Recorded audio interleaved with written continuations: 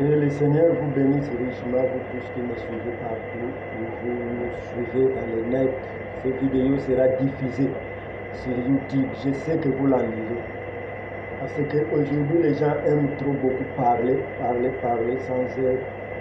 d'abord connaître pourquoi ils parlent. J'ai un cantique que je vais chanter pour l'indépendance du Congo. Je vais chanter le pays, le Seigneur de nous avoir donné le Congo. Et je chanterai le nom du président sur ce cantique. Alors, pour vous qui parlez beaucoup, j'aimerais vous donner les passages de l'Écriture. Vous lirez Tite 2, verset 1. Vous lirez Romains 13.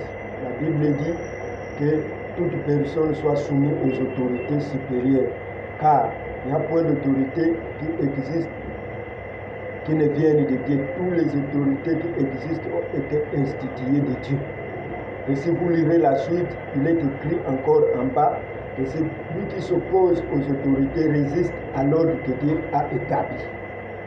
Alors, dans le respect, Frère Branham dit ceci, le respect prêché le 15 octobre 1961, dimanche soir au Canada et au Branham Tabernacle, pour les frères du message. Écoutez ce que Frère Branham dit. Je désire en tirer un sujet, le respect. Nous lisions ici au propos de David qui criait à l'Éternel. Le respect est ce que nous devons à Dieu. Et c'est une chose que j'aimerais faire présenter dans le cœur de chaque personne ici ce soir.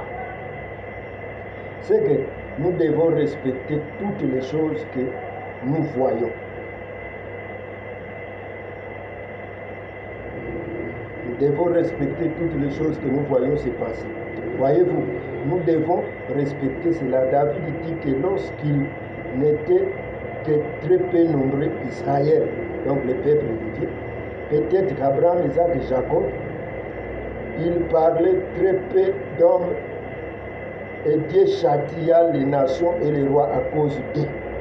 Dieu châtia les nations et les rois, disant, ne touchez pas à mes ouins. Donc quand quelqu'un est ouin, donc c'est un ouin de Dieu, que ce soit spirituellement ou physiquement. Donc, lorsque le président porte les chartes du pays, il est ouin de l'onction suprême. Et un pasteur qui est consacré au ministère, c'est un ouin de Dieu. Donc vous ne pouvez pas parler du mal de ces autorités supérieures du pays ou ecclésiastique. Quiconque fait cela, ça tire des malédictions, des jugements contre lui-même. Parce que je vais chanter, je ne veux pas que vous puissiez m'interpeller sur ça. Et je vous le dis clairement. Vous lirez Romains 13, vous lirez Tite 2. Car toute autorité vient de Dieu.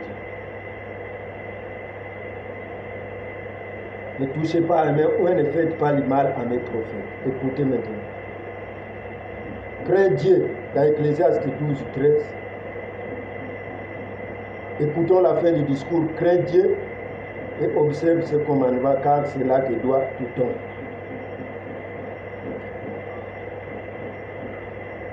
La crainte de Dieu est le commencement de la sagesse.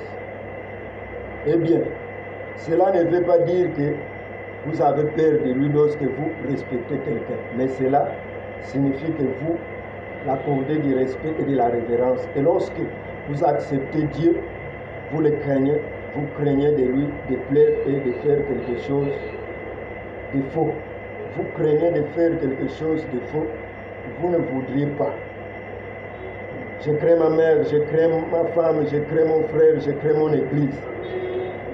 Je crains tous les serviteurs de Dieu dans le souci de ne pas mettre une pierre d'achoppement sur leur chemin. Je crains les gens de la ville, je crains les autorités.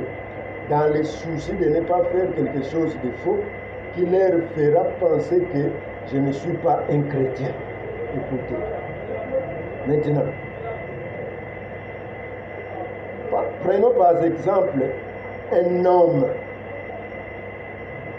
qui était infirmier et que maintenant qui est devenu policier. Je crois que dans les jours précédents, vous lui accorderez le respect.